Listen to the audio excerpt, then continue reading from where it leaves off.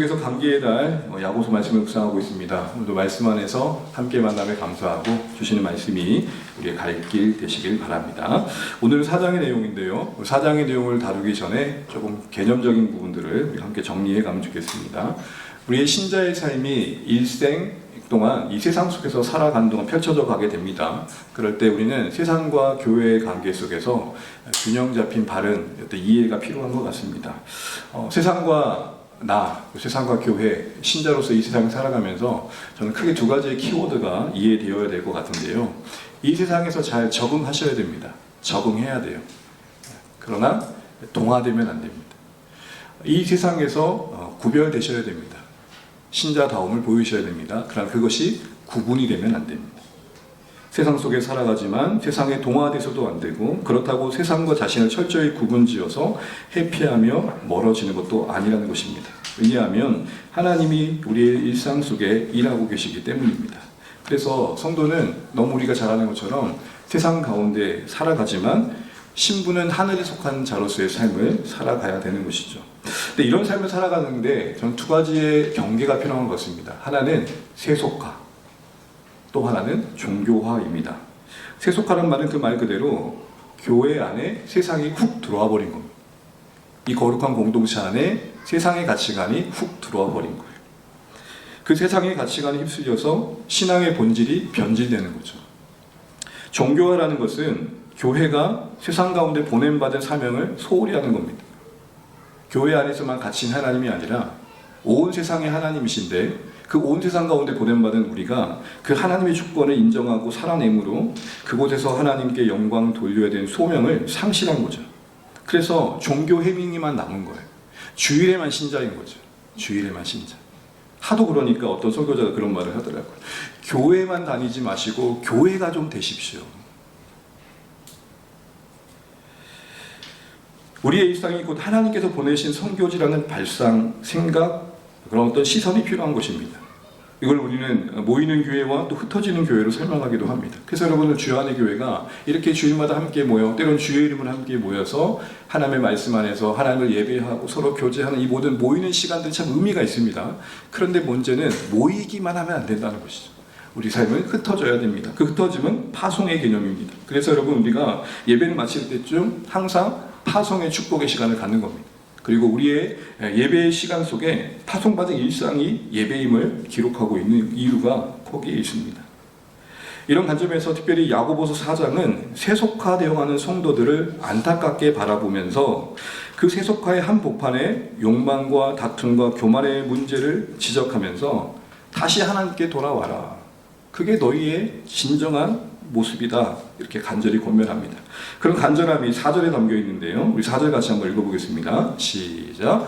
가늠한 여인들아, 세상과 벗된 것이 하나님과 원수됨을 알지 못하느냐. 그런즉 누구든지 세상과 벗이 되고자 하는 자는, 여기서 가늠하는 여인들과 세상과 벗되다는 것은 같은 의미입니다. 여기 갑자기 가늠한 여인이 나옵니다. 여러분, 원어적으로 교회는 에클라시아 그러는데 이것은 명사형이 여성형이에요. 그러니까 성경의 맥락에서 신자, 성도, 교회는 신랑 대신 신부 대신 하나님 편에서 보면 여성인 거죠. 그런 어떤 상징적인 의미가 있는 거예요. 그런 의미에서 갑자기 여인의 개념이 동원되는 겁니다. 그런데 이 여인이 가늠했대요. 이것은 낯선 개념이 아닙니다. 이스라엘 백성들을 하나님과 관계 속에서 두실 때 하나님은 이스라엘 백성들과 결혼의 개념으로 자신을 묶으십니다. 그래서 이런 배경 속에서 보게 되면 결혼한 관계인 이스라엘 백성이 하나님께만 순전함을 보여야 되는데 다른 사람에게 마음을 두는 것은 배신이 되고 간음이 되는 거죠. 우상 숭배는 그래서 영적 간음인 거죠. 그렇게 가늠한 여인이라는 이 말은 그 맥락 속에서 보게 되면 하나님이 전부여야 할 인생들이 그 마음 깊은 것에 세상의 마음을 주고 있더라, 이 얘기를 하는 겁니다. 그러기에 가늠한 여인, 세상과 벗된 자들, 한마디로 세속화된 신자들을 말하고 있는 것입니다. 세상의 가치관이 마음속 깊이 스며들어서 어느새 하나님의 나라의 기준보다는 세상의 기준의 욕망에 더 끌려다니고 있는 사람들을 말하고 있는 겁니다. 성도들 가운데 그런 모습들이 있었다는 것이고, 그게 만드는 관계의 파괴와 교회 공동체의 변질이 심각했던 것입니다. 그렇다고 이들만 뭐라 할 건 아닙니다. 사실 들어보면 그럴 만도 합니다.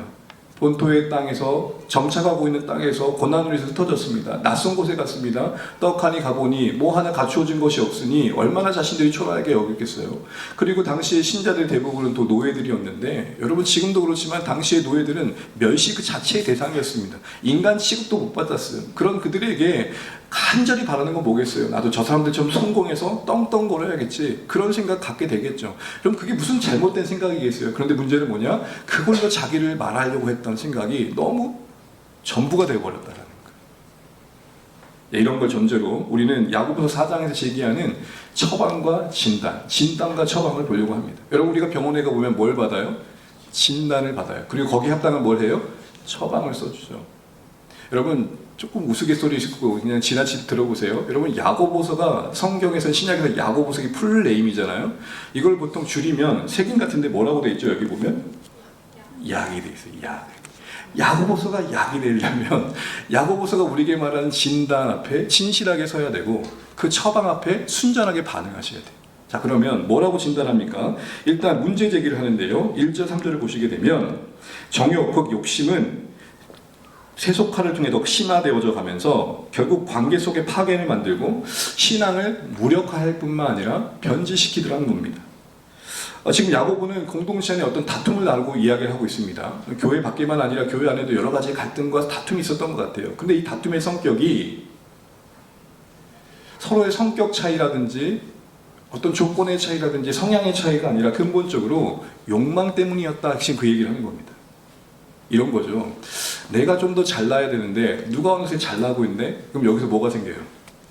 불편함이 생기는 거예요. 이제까지 제가 교회에서 차은우회급을 대우받고 있는데 갑자기 진짜 차은우가 왔어요. 그럼 거기서 뭐가 생겨요? 여러분 되게 웃으시네요. 그래서 긴장관계가 생기는 거예요. 내가 더 높아져야 되고 내가 더 잘 돼야 되고 인정받아야 되는 그 상황 속에 또 다른 누군가가 그 모습을 보이고 있다면 욕망은 충돌하겠죠. 근데 그거 전제로 본질에 욕망이 있더라 얘기를 합니다. 1절 보실까요? 시작. 너희 중에 싸움이 어디로부터, 다툼이 어디로부터 나느냐? 너희 지체 중에서 싸우는 정욕부터 나는 것이 아니냐. 우선 정욕이란 말을 보시죠. 일단 정욕 그러면 약간 쾌락적인 것만 생각나죠. 그러나 이 단어는 다양하게 쓰입니다. 넓은 의미로는 욕망, 욕심으로도 쓰이고요. 이 본문의 맥락 안에서는 이기적인 욕망을 말합니다. 이기적인 욕망. 어떤 욕망이요? 이기적인 욕망. 누구 중심적 욕망인 거예요? 나 중심적인 욕망인 거예요. 그래서 좀 더 풀어보자면 내가 높아져야 되고 내가 인정받아야 돼요. 그래서 자랑해야 할 것들이 있어야 돼요. 그러다 보니까 더 많은 것을 소유해야겠죠. 더 많은 힘을 가져야겠죠. 그걸 가지고 무언가를 통제해야겠죠.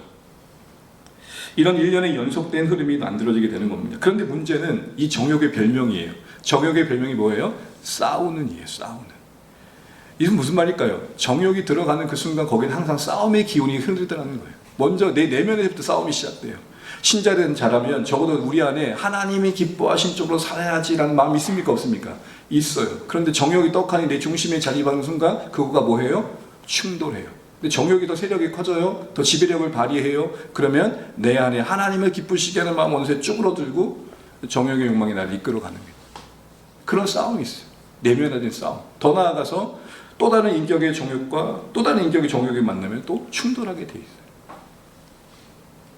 인간의 욕심이 마음속에서 싸우고 결국 사람들과의 관계 속에 싸움으로 이어진다는 표현을 싸우는 이라고 하고 있는 것입니다. 이처럼 인간 안의 정욕, 곧 자기 중심적 욕망, 그리고 매혹적인 세상을 벗삼음으로 그 욕망이 심화되어 가는 과정 속에 충돌은 일어나게 되고 관계는 다툼과 싸움으로 파국의 국면으로 흘러가게 되더라. 지금 얘기를 하는 것입니다. 특별히 인간의 욕심과 욕심이라는 시기는 얼마나 잔인하고 무서운지를 이야기합니다. 우리 2절 상반절까지 같이 한번 읽어보겠습니다. 시작. 너희는 욕심을 내어도 얻지 못하며 살인하며 시기하여도 등이 지하지 못함으로 다투고 싸운도다. 얼마나 섬뜩합니까? 일단 욕심을 냈어요. 아, 내가 저걸 가져가야겠다. 저걸 취해야겠다. 저걸 얻어내야겠다. 그런데 인생 뜻대로 되나요? 갑자기 방해거리가 생깁니다. 그러면 내가 원하는 것을 얻는데 방해되는 사람은 적이 되는 거죠. 어떻게든 제거하려고 그러겠죠. 심지어는 청부살인까지 하게 되는 거죠. 근데 그런 게 지금 여기 나와 있는 거예요. 여러분 오늘 무섭지 않습니까? 살인까지 생각할 정도래요. 실제로 살인했다는 측면이라기보다는 오늘 본문의 야고보서 이야기는 뭡니까? 살인을 동원해서라도 살인 같은 어떤 악행도 서슴지 않을 정도로 욕망은 그만큼 파괴적이다라는 거예요. 여러분 드라마 같은 거 보세요. 내 앞길 막는 사람 어떻게 해요? 다 제거하죠. 내 손에 피 안 묻히고 누군가를 데려가잖아요. 제가 우연찮게 강릉이라는 영화, 오래된 영화를 유튜브를 잠깐 보게 됐는데 아이씨 느와르 영화를 보면 안 될 것 같아요. 마음 이상해져요. 막 이렇게 수많은 사람들이 왜 그렇게 칼부림을 하는지 모르겠어요. 뭘 얻고자, 정작 얻고자 하는 자도 얻지 못해요. 다 잃어버려요. 그 리조트 하나 얻으려고 평생 형제가되었던 형님이 동생을 칼부림해요. 정작 그 사람 또 자기는 누군가에도 칼부림 당해요. 이 끝없는 욕망이 만든 파괴적인 삶을 보십시오. 더 나아가 오늘 야고보는 이 정욕 때문에 그 중심의 정욕이 자리 잡을 때 신앙은 더 안타깝게 되었다고 말합니다. 2절 하반절부터 3절까지 읽겠습니다. 시작. 너희가 얻지 못함은 구하지 않기 때문이요 구하여도 얻지 못함은 정욕으로 쓰려고 잘못 구하기 때문이라. 두 가지를 주목하십시오. 구하지 않았다. 두 번째, 정욕을 쓰려고 잘못 구했다. 이 욕망이 자리 잡고 나니까 어떤 현상이, 극단적인 현상이 하나 나타나냐? 아예 기도할 생각하지 않더라는 겁니다. 아이고 하나님 뺏보다는 내 눈앞에는 사장님 의지하는 게 더 나은데요. 세상의 욕망을 가지고 그 욕망을 흠모하며 따라가다 보니까 세상 방식으로 얻어내야겠다라는 거예요. 그러니까 기도가 됩니까 안 됩니까? 기도할 필요성을 못 느끼는 거예요. 하나님은 자꾸 기다리라 그러니까 당장에 나에게 결과를 주는 자가 더 효과 있는 거죠. 그래서 여러분 너희가 얻지 못하면 구하지 않기 때문이란 말씀을 요것만 띄워놓고 보면 기도해야 응답받습니다 라는 의미이겠지만 이걸 맥락 안에 놓고 보면 기도해야 응답받습니다 라는 뜻이 아니라 욕망에 붙잡히니까 기도할 생각도 하지 않더라 라는 것입니다.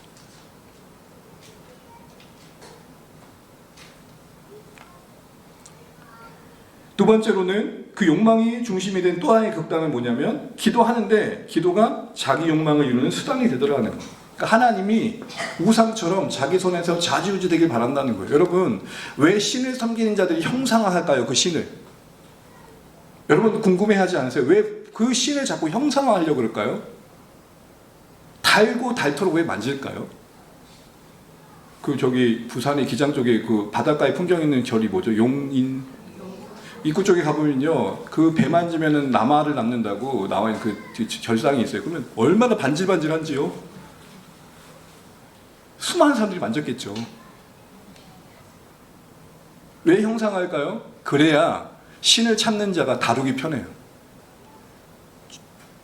형상화해야 눈앞에 딱 하나 있어야 안심이 되고 그 신을 눈앞에 두고 형상화해야 자기가 원하는 것을 다루기 편하단 말이에요. 욕망에 투여된 상황이 형상화로 나타난 것이죠. 이처럼 세속화에 빠진 욕망이 결국 관계를 파국으로 몰아가고 신앙마저도 왜곡 변질시킵니다. 이건 야고보가 왜 이렇게 얘기하고 있을까요? 경고하는 거죠. 봐라, 욕망이 중심의 삶이 너희들이 원하는 것을 정말 줄 것 같아? 그렇지 않아. 생각해봐. 이 얘기를 하는 겁니다. 그러게 그 욕망을 따라 좀 더 자기 원하는 것을 얻기 위해서 누군가를 없애려고 하는 생각 자체가 이 세상에서 살아가면서 나름 처세 쓰려고 말하는 그 생각 자체가 얼마나 허망한 것인 줄 알면 좋겠어라고 경고하는 겁니다. 그런데 여러분, 이 경고가 우리에게 현실적으로 와 닿나요? 이제 우리가 일상으로 돌아가 보면 그 세상 방식이 훨씬 더 효과적이에요. 하나님 인정하지 않은 세상의 방식이 그게 오히려 더 설득력이 있어요. 그런 의미에서 인간이 욕망에 쉽게 끌리는 성향을 끊어내고 이 세상 가치관에 동화되지 않기가 쉽지 않단 말입니다. 어려워요. 그런데 오늘 야고보는 복음을 말합니다. 6절 같이 한번 읽어보겠습니다. 함께 읽죠. 그러나 더욱 큰 은혜를 주시나니 그러므로 일렀으되 하나님이 교만한 자를 물리치시고 겸손한 자에게 은혜를 주신다 하였느니라. 아멘. 이제 5절 이하부터 끝절까지는 처방의 얘기가 나오는데 그 처방의 문을 열면서 6절에 뭐라고 얘기하느냐. 그러나. 여러분 복음의 또 다른 별명이 뭔지 아세요? 그러나예요. 하나님 저 같은 인생에 구원받을 수 있을까요? 그러나 하나님은 은혜를 베푸시더라. 그러나가 복음이에요. 오직 복음만이 그러나를 만들 수 있어요. 우리는 이렇게밖에 말을 못하죠. 듣고 보니까 짠하네요. 그런데요. 그런데 복음만이 우리에게 뭘 말해요? 그러나. 반전을 말해요. 그런데 어떤 은혜래요? 더욱 큰 은혜.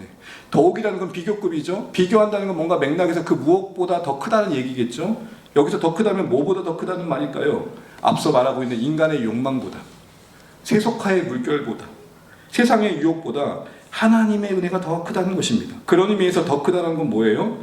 세속화의 욕망으로 기울어진 인간, 그래서 그 중심에 자리 잡게 된 정욕이 그의 인생을 어그러뜨리는 성향보다 그를 다시 되찾아 붙드셔서 새롭게 하시고자 하는 하나님의 은혜는 더 크다는 거예요. 아멘입니다. 못난 나보다 크신 하나님의 은혜가 있기에 저는 여기까지 올 수 있었다고 말씀드릴 수 있는 거예요. 끝없이 하나님을 저항하고 밀어냈던 저였고, 그렇다 하더라도 하나님 따른다 하더라도 내 스타일대로 내 마음대로 하고 싶었던 저였는데, 끝없이 곁길로 가는 나를 붙잡아서 그 걸음 걷도록 돌이키게 하셨던 여정이 있었기 때문에 여기에 있을 수 있다, 이 말입니다. 그게 더 큰 은혜예요. 하나님이 세상 속에 살아간 우리가 인간적 욕망을 따라 신앙의 가치를 포기하고 버릴 순간마다 그대로 두지 않으시고 어떻게든 개입하고 간섭하셔서 포기하지 않은 손길로 하나님 중심의 삶을 살아갈 수 있도록 도우신단 말입니다. 때로는 말씀으로, 때로는 공동체로, 때로는 누군가의 만남으로, 때로는 그 어떤 사건 때문에 말입니다. 여러분 아시는 것처럼 저도 인생 속에 큰 사고가 있었어요. 하나의 계기점이 됐단 말입니다. 만약 그게 없었다면 제가 이 자리에 있었을까 하는 생각 간혹 해요. 여러분 인생도 그렇지 않습니까? 하나님의 손길이 여러 모양으로 내 인생을 마땅히 있어야 할 자리로 다시 끌고 오셨기 때문에 설 수 있는 자리가 이 자리란 말입니다. 누군가가 포기하지 않고 기도했고, 누군가가 계속해서 찾아와 권면해줬고, 그러게 여러분, 더 큰 은혜를 주시는 하나님을 달리 말하면 이렇게 말할 수 있습니다. 포기하지 않고 끝없이 돌이킬 기회를 주시고 기다리시고 끝내 회복시키고 마시는 하나님. 만약 제가 인생 끝날에 이 여정을 떠나지 않았다면 저의 승리가 아니라 하나님의 승리입니다. 여러분, 이 조직에 들어오고 보니까요, 만만치 않아요. 끝까지 신실한다는 게. 여러분, 저 괜찮아 보이세요? 안 괜찮을걸요? 이상해질 수도 있어요. 저 어쩌면 정말 그럴 것처럼 바라보지 마시고요. 아무도 모를 일이란 말입니다. 장담할 수 없다고요. 그러나 만약 제가 신실하게 목회를 마칠 수 있다면 하나님의 승리. 그럼 이 은혜를 누리기 필요한 게 무엇입니까? 오늘 야고보는 뭐라고 말하죠? 누구에게 은혜를 주신대요? 겸손한. 성경이 말하는 겸손, 여러분 이제 너무 잘 아시겠죠? 애들로 자신을 낮추는 게 아니에요. 괜찮아 보이게 자신을 굽신거리는 게 아니에요. 절대자이신 하나님 앞에 자기를 확인했기 때문에 엎드려질 수밖에 없는 게 겸손이에요. 자 보세요. 좀 괜찮아 보이려고 겸양적인 태도를 하는 게 겸손이 아니고요, 엎드릴 수밖에 없는 게 겸손이에요. 그래서 하나님을 의지할 수밖에 없는 연약함을 확인하게 되는 게 겸손이란 말입니다. 야고보 사도는 이 겸손을 강조하기 위해서 참 여러 모양으로 권면을 합니다. 그래서 여러분 7절부터 10절까지 보시면 한 5가지가 겸손의 역동적인 표현으로 설명되고 있는데요. 첫 번째 보시게 되면 하나님께 뭐 하래요? 복종하라. 하나님께 복종하면 어떤 겸손을 말할까요? 자신의 아집과 고집 내려놓고 하나님 뜻 앞에 자신을 굴복시킬 줄 아는 게 겸손이란 말입니다. 두 번째 뭐라 그럽니까? 하나님을 가까이, 죄책감에 무너져 숨죽이고 하나님 앞에 나아가길 두려워하는 게 아니라 언제든지 가까이 하라는 주의 약속의 말씀 붙들고 담대하게 하나님께 가까이 나아갈 줄 아는 게 겸손이에요. 때로는 자기를 너무 부끄럽게 여겨서 아유 오세요 해도 아유 저는 괜찮아요 하는 것도 때로는 교만일 수 있는 거예요. 우리는 받아주겠다는데 자기는 자신을 못 받아주는 거죠. 죄인들아 손을 깨끗이 하며 마음을 성결하게 하라고 말합니다. 척하는 외형만 있는 신앙이 아니라 마음과 겉이 일치된 신실한 신앙이 겸손이란 말입니다. 슬퍼하며 애통하며 울라고 그럽니다. 공허한 웃음으로 자신을 덮는 게 아니라 자신의 영적 상태를 진지하게 좀 돌아보고 회개할 줄 아는 것, 근심 가운데 자신을 살피고 회개할 줄 아는 것, 겸손입니다. 마지막으로 주 앞에서 낮추라고 그럽니다. 스스로를 높이려고 하는 게 아니라 오늘 이기적인 욕망을 따라 자기를 높이기 위해 쓰는 그 삶의 방식을 내려놓고 나의 명예롭게 하신 분은 하나님 그분이시지, 그래서 하나님께서 높이실 때까지 기다릴 줄 아는 게 겸손. 이처럼 신앙의 여정은 겸손으로 설명됩니다. 그래서 여러분 너무 잘 아시는 어거스틴이라는 신학자는 이런 말을 한 적이 있습니다. 첫째도 겸손이요, 둘째도 겸손이요, 셋째는 뭘까요? 어찌 아십니까? 셋째도 겸손이라. 시작도 가정도 마침도 겸손일 수밖에 없는 게 신앙의 본질이라 말씀하는 겁니다. 그러면서 야고보는요, 이 겸손의 실제 상황을 두 가지 예를 듭니다.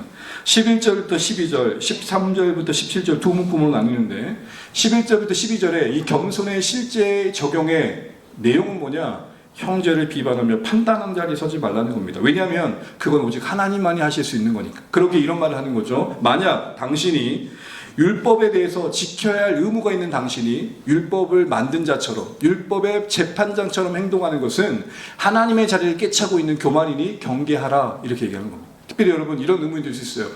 그러면 우리는 서로 판단하지 말고 분별하지 말란 말인가? 그게 아니에요.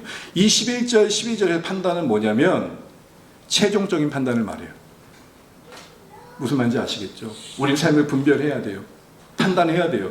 그러나 그걸 끝이라고 판단하는 건 누구만이 하실 수 있어요? 하나님만이 하실 수 있어요. 그러니까 지금 경계하고 있는 판단은 뭐예요?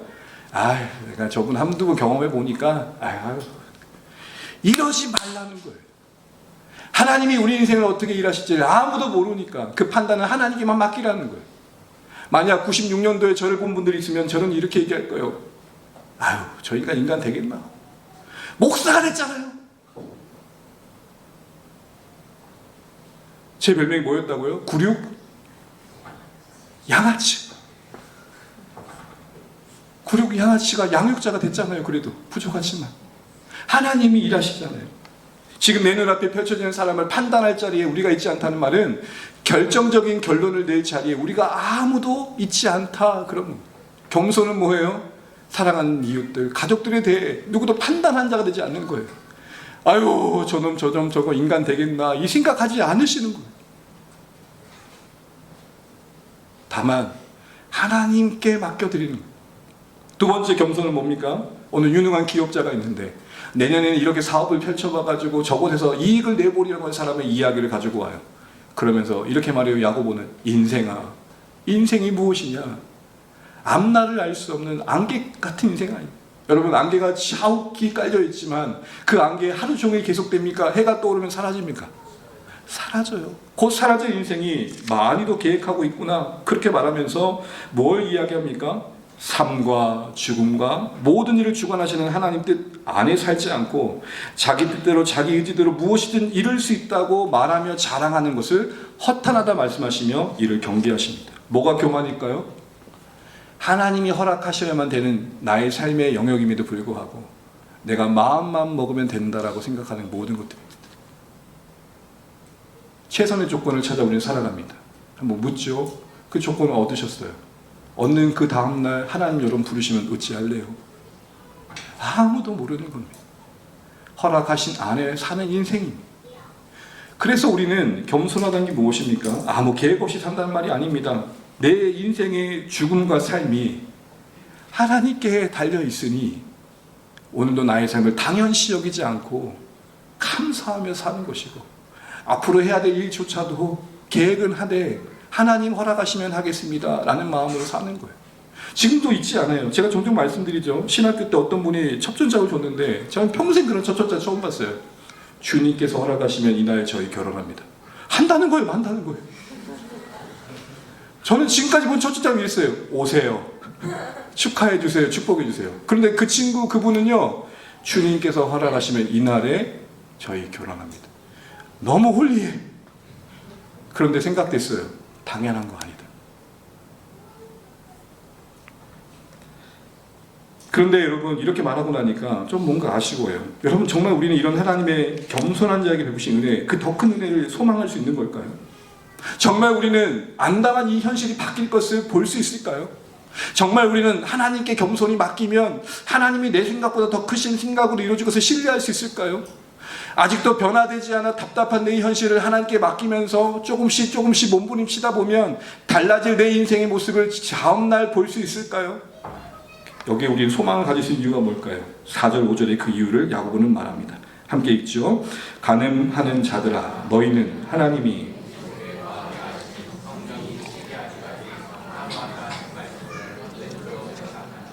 헛된 줄로 생각하냐, 이 말은 공연하게 여기느냐, 아무 의미 없다고 여기느냐 하며 하신 말씀의 내용은 뭐죠? 시기하신 하나님. 이 시기하신 하나님 뭐예요? 질투하신 하나님. 질투의 전제는 뭐죠? 사랑이에요. 저와 아무런 상관없는 사람들이 서로 손잡고 가는 거 아무 문제가 안 돼요.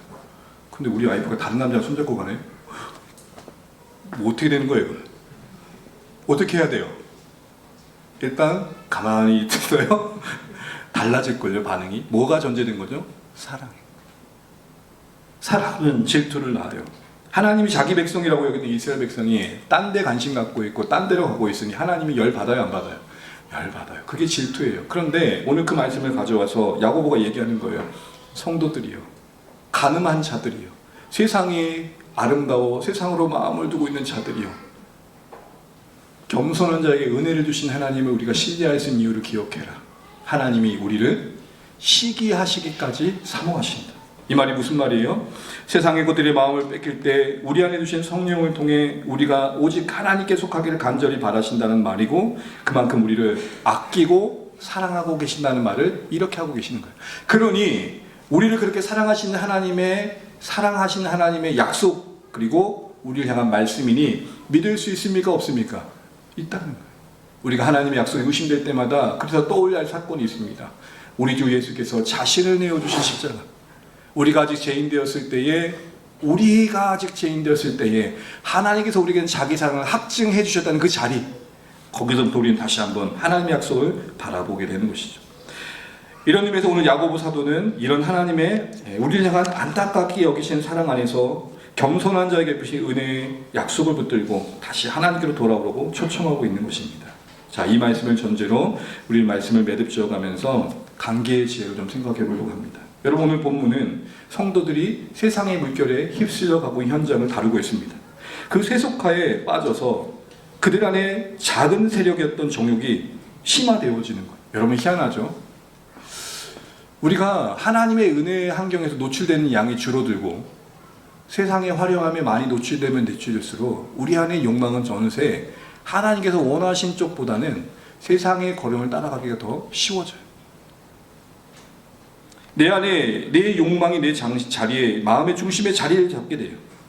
오늘 성경은 그 삶의 부작용을 말하고 있어요. 결코 가볍게 여기면 안 된다는 거예요. 거기에 마귀의 계획이 있다고 말하고 있는 것입니다. 영원한 하나님의 백성으로 부름받은 우리가 한낱 잠시 있을 이 땅에 묶여 산다는 것 자체가 안타까운 일이라는 거예요. 근데 여러분, 욕망을 따라 산다는 건 뭘까요? 욕망을 따라 산다는 것은 다시 말하자면 끝없이 자기 가치를 증명하려는 고군분투예요. 세상은 이거를 부추겨요. 세상은 끊임없이 자신들만의 성공의 기준의 잣대로 우리가 그 기준에 합당한 가치를 보이라고 자꾸 호소해요. 광고해요. 그렇듯하게 우리를 유혹해요. 우리 안의 욕망은 그렇게 살면 되겠다라는 그 물결에 편승하게 돼요. 그런데 여러분, 그거 아세요?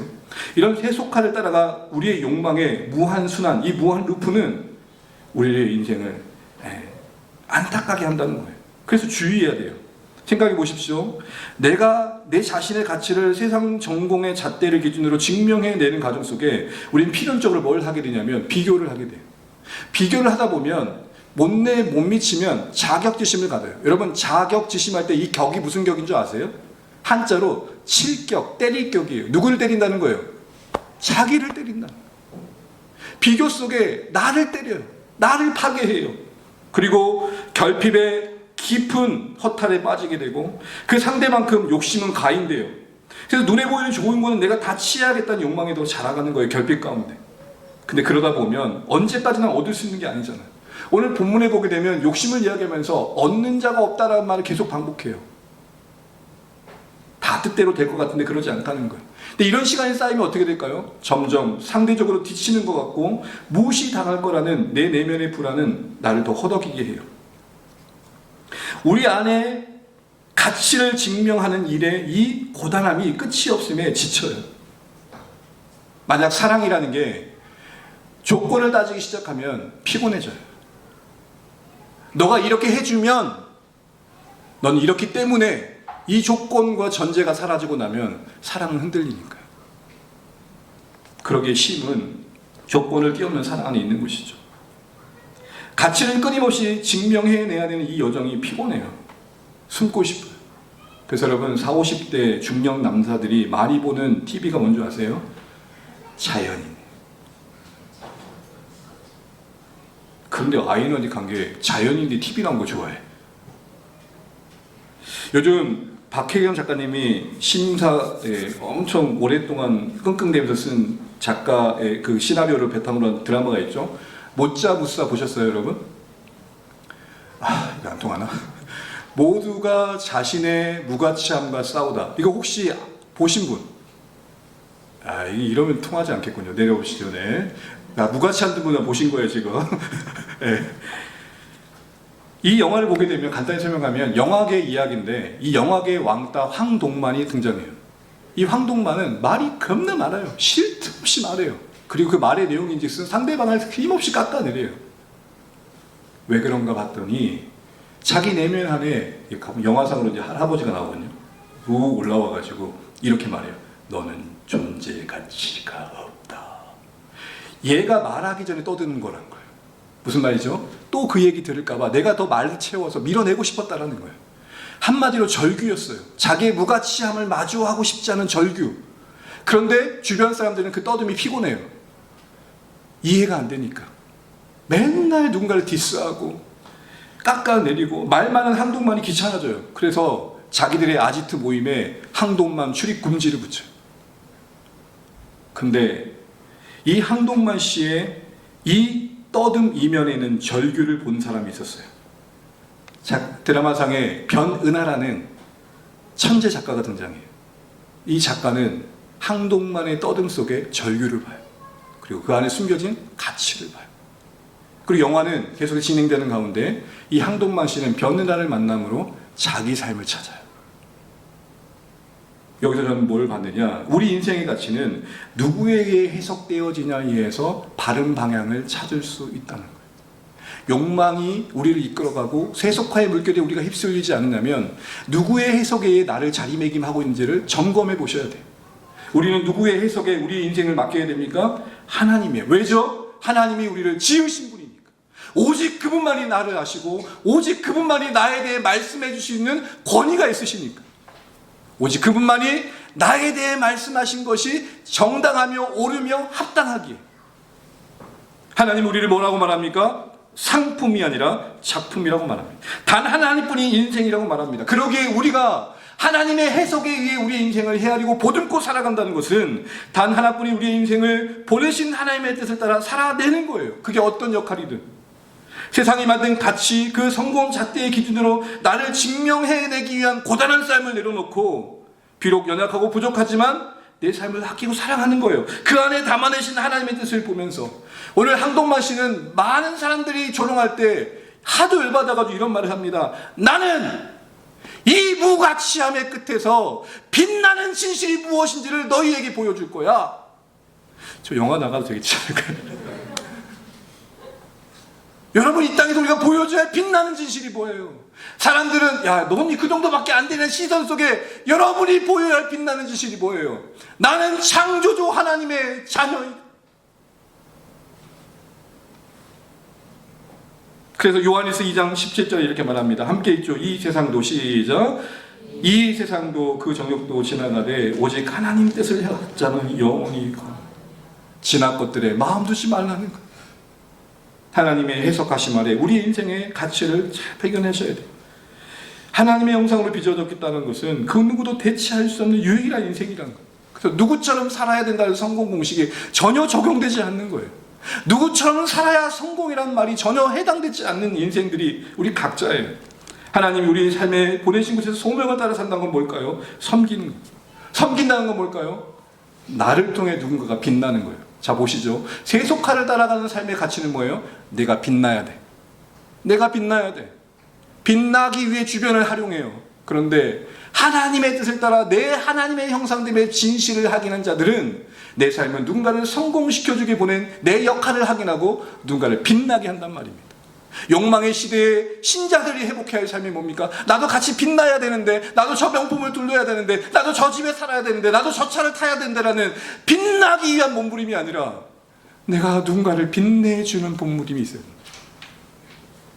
그게 야고보서 4장이 위로부터 지혜 속에 우리의 삶을 인도하고 있는 거예요. 관계 속에 만약에 우리 모두가 내가 높아지고 빛나려는 생각들을 못 받고 빛나게 해줘야지라는 마음으로 서로를 대한다면 우리 서로 어떻게 될까? 잠언 10장 17절입니다. 같이 한번 읽어보겠습니다. 철이 철을 날카롭게 하는 것 같이 사람이 그 친구 얼굴을 빛나게 해요. 이것이 그 이인된 주의 백성들이 서로의 관계 속에서 기대하시는, 바라고 나는 것, 사랑하는 주 안의 모든 가족들이 내가 빛나야지라는 생각에서 떠나 내가 누군가를 빛나게 해줘야지 라고 생각하고 살아낼 수 있는 우리 주 안의 가족 되시길 바랍니다. 더 나아가 그러나 더 큰 하나님의 은혜를 신뢰하셔야 됩니다. 그 가정 속에 우리는 넘어짐이 있고 일어섬이 있습니다. 우리가 우리 중심으로 살지 않으려고 하지만 때로는 우리 고집을 부리고 아집을 부립니다. 자존심을 뿌립니다. 그때마다 하나님 우리를 돌이키라고 하지만 사실은 쉽지 않습니다. 넘어집니다. 그러나 여러분, 저는 이 반복을 즐기시면 좋겠습니다. 잘하기까지, 성숙하기까지 반복해 가야 돼요. 신앙은 여러분 잘 들으세요. 번복하면 안 되지만, 나 예수 안 믿어요 하고 번복하면 안 되지만, 예수 믿는 내가 그 예수 믿는 신앙으로 살아가기 위해 반복하는 건 가능하단 말입니다. 왜요? 반복 없이 잘하는 사람 없어요. 반복 없이 실력을 키운 사람이 없어요. 특히 여러분 관계 속에서 반복되는 것을 여러분 서로에게 용납해 주시면 좋겠어요. 기회를 주시고 시간을 주십시오. 반복이 있어야 잘한다는 전제 아래 얼마나 반복해야 되는 횟수는 각자마다 다르게 맡겨드리고 그 가정 속의 매 순간 기회를 주십시오. 그리고 여러분, 우리 안에 돌이키기 기회를 주실 때 순종하십시오. 자존심 부리지 말고. 먼저 사과하면 지는 거다라는 이 세상 가치관을 내려놓으세요. 내가 먼저 사과하면 지는 거예요. 하지 마세요. 미안해 한마디가 관계 회복의 시작이에요. 물론 우리 상황 정황은 다양해요. 쉽지 않아요. 그러나 여러분, 보편적으로 미안해라는 말을 내가 해야지라는 마음이 들 때 말 뱉으세요. 그 한마디가 한 걸음이 관계를 펴요. 그거 듣는 사람은 어떻게 해야 될까요? 꼭 이러더라고요. 미안해, 그럼 인지 알았냐? 그러지 마요, 정말 좀. 그리고 또 그래요. 몇 번째냐? 또 그럴 거지. 그러지 마요. 또 그래도 괜찮다고 말해줘요. 우리가 들어야 할 복음은 뭐예요? 미안해 그러면 뭐라 그러고요? 괜찮아, 괜찮아. 괜찮다고. 괜찮단 말이 얼마나 아름다운 말인 줄 아세요? 그만하면 참 잘했다고 용기를 북돋아주는 말이 괜찮아요. 너라면 뭐든지 다 눈 감아주겠다라는 용서의 말이 괜찮아요. 무슨 일이 있어도 나는 내 편이니까 절대 외로워하지 말고 부끄러워하지도 마. 그게 응원하는 말이 괜찮아요. 지금은 아파도 슬퍼하지 말라는 격려의 말이 괜찮아요. 주저앉는 마음을 일으켜주는 부축의 말이 괜찮아요. 전 지금도 기억해요. 2002년 한국과 독일 4강 신화에서는 그 아름다운 순간에 0대1의 아쉬운 석패를 한 한국 선수들이 지친 몸을 떠안고 그라운드에 다 엎어져 있을 때 우리 붉은 악마 응원단들은, 악마라니까 좀 그러네요. 대한민국 응원단은 뭐라 그럽니까? 괜찮아, 괜찮아. 그래서 모든 뉴스들은 이렇게 썼습니다. 졌지만 지지 않는 경기였다. 우리 인생 질 때가 있을 거예요. 그러나 지지 않을 수 있어요. 아름답게 괜찮아 해주세요. 여유롭게 괜찮아 해주세요. 그럴 수 있도록 힘주시는 하나님을 만나세요. 욕망의 시대에 끊임없이 나를 증명해야 하는 피곤함 속에 우리가 지쳐 있어요. 모두가 자신의 무가치함과 싸우고 있는 일에 저라고 예외일까요? 저도 저의 가치를 증명하기 위해 얼마나 부단히 애쓰는데요. 그래야만 살 수 있다면 저는 죽을 것 같아요. 그러나 한편 그러지 않아도 괜찮아라고 말해주는 분이 계셔요. 하나님께서 내 안에 그래요. 그래, 여목사야, 그 정도면 괜찮아. 서로가 서로에게 그 정도면 괜찮아. 그렇게 말해줄 수 있다면 서로가 서로를 빛나게 해주신 여정에 우리가 서 있는 거 아닐까요? 앞으로 중앙의 교회 안에는 미안해 그러면 이제 알았니? 이러지 마세요. 뭐라고요? 괜찮아. 말씀을 했습니다. 사랑하는 중앙의 가족 여러분, 오늘 야고보서 4장을 통해 배우는 인생의 지혜가 무엇이고 관계의 지혜가 무엇입니까? 세속화의 물결 속에 어느 정도 세상의 가치관을 가지고 교회를 볼 때가 있어요. 그렇지 마세요. 우리는 하나님 안에 구별된 백성으로 세상 속에 보내진 인생을 살아야 되고, 그렇게 산 서로가 서로를 격려해주고 애썼다고 붙들어주는 곳이 교회여야 해요. 얼마나 믿음으로 산이라고 애썼니? 그 세상 속에서 믿음으로 산이라고 얼마나 애썼어. 고마워요. 고생했어요. 혹 실수하면 미안해하면 뭐라고요? 괜찮으면서 더 큰 은혜를 받은 자들의 그 넉넉함을 보여주시는 거예요. 그렇게 해서 복되고 아름다운 공동체 만들어 가시는 우리 주 안의 모든 가족 되시기를 간절히 축복합니다.